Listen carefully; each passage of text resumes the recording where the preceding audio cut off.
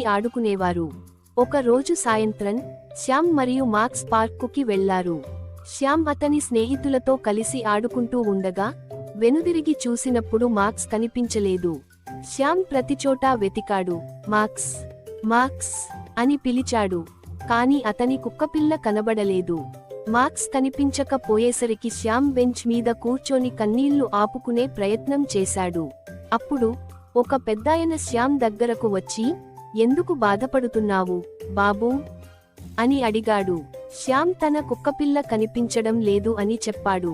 ఆ పెద్దాయన కొద్దిసేపు ఆలోచించి, పార్క్ నోటీస్ బోర్డుపై ఒక నోటు రాసి ఉంచు. ఎవరో మంచి మనసుగల వారు మార్క్స్ను కనుక్కొని నీ వద్దకు తీసుకువస్తారు అని చెప్పాడు. శ్యామ్ వెంటనే To watch this full video, visit my channel Harima Kathalu.